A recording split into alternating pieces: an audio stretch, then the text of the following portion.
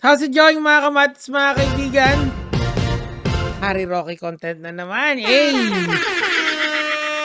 Ronnie Liang says he's not alaga of Harry Roque after 22 video resurface.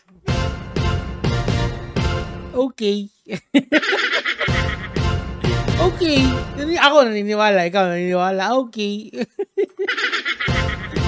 Next. Kasi si Harry Roque ngayon, nahulihan siya ng mga hindi nahuli ang isang dokumento sa isang pogo kung saan meron siyang travel companion ay mali, ito pala yun. Ay hindi, mali rin, ito pala yun. Na kung saan ang travel companion ay masasabi nating gwapo. Gwapo naman talaga. Miss Supra 2016. Okay. So ngayon, may lumabas na isang article galing dito sa BBM Youth Movement. Sabi dito, Pogo Hub in Roque sa Mariveles, 25 billion ang kita sa 5 taon. Ay, sana all! Isang kumpanya na pinamumunuan ni dating presidential spokesperson Harry Roque at ang kanyang law partner na nagtayo ng Pogo Hub at Yard Club sa isang 421 hektaryang township sa Mariveles, Bataan. Di good for them. Pero ewan ko hindi ko alam kung totoo to, pero tingnan nyo na lang dito sa sa PBBM Youth Movement, isang kumpanya yan. Tapos First Bataan Mariveles, sana all, no? Alam mo, ang ganda palang tawag dito, ang ganda palang negosyo ng Pogo.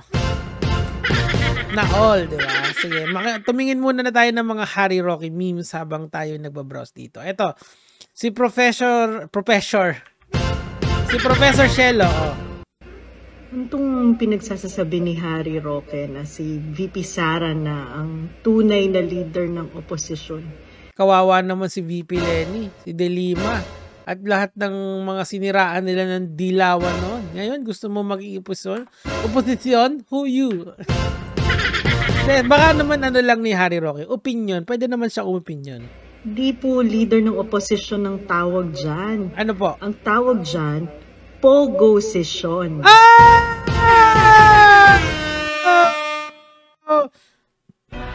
May ini-imply ka ba, madam?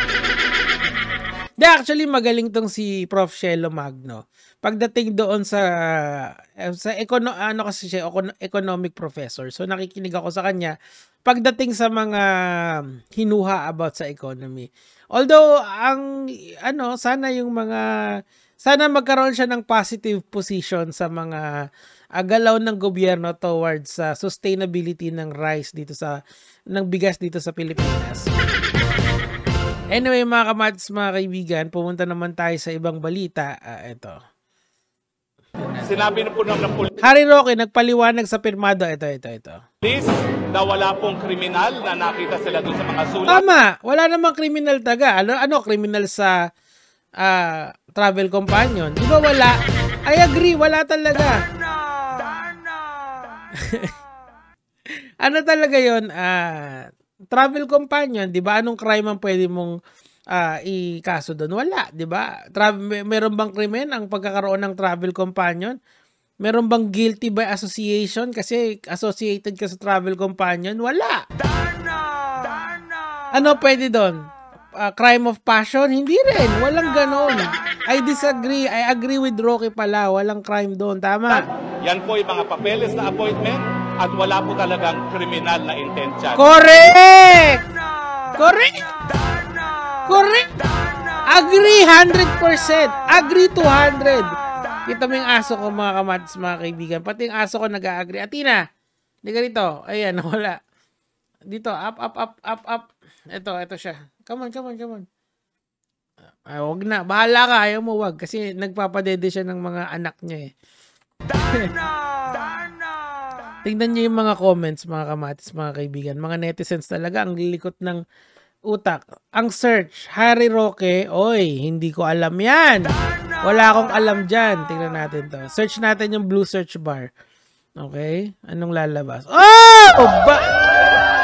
Hey! Harry Roque! Grabe. Si Harry Roque ba yan? Kamukha lang. Kayo naman, no? Doppelganger. Ito. Pogi nito, ah! Mabuhay! I am Alberto Rodolfo de la Serna. The travel companion. Look at the face. Chiseled na chiseled, no?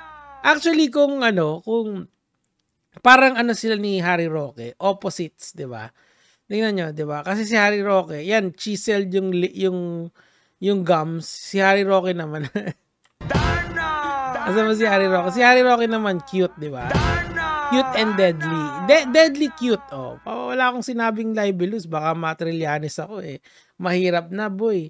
Nananahimik ako dito sa aking kwarto at nagko-commentary. Sabay Matrillanes ako. Wag naman ganun.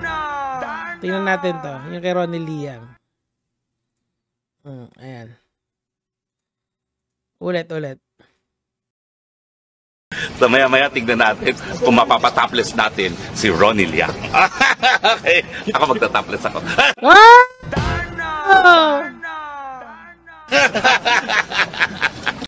Tuwan-tuwa ka, ha? Ganda-ganda mo, ha? So maya-maya tignan natin kung mapapatopless natin si Ronnie Liang. Okay. Ako magta-topless ako. Puntahan natin to. Presenting the 7,107 islands of the Philippines. Yan na yung ambassador yan. Yan, may mga speaking engagements yan sa Poland. Sa Poland, sa Ukraine, sa Europe, magtutour sa mga hotels, sa mga restaurants. Kaso, eto, pogi ito. Pero yung sinasabi ni Professor Shelo, pogo. Ano kaya yung connection ni Roque sa mga pogo? No? Anong sa tingin nyo? Hindi ko alam, eh. Hindi ako ganun katalino para magkaroon ng travel companion! Nasa ba yan? Nalilito na ako sa mga pinipindot ko sa keyboard. Ang gwapo naman pala. Gwapo, pare. Kung may pogo, eto ba yung pogi? Tingnan na. Ayun, no? Grabe, oh. Chiseled. Kung gaano ka bilugan ng mukha ni Roque, ito naman. Square na square, di ba? Square meets circle. Oh! Hot! Di ba? Square meets circle. Oh!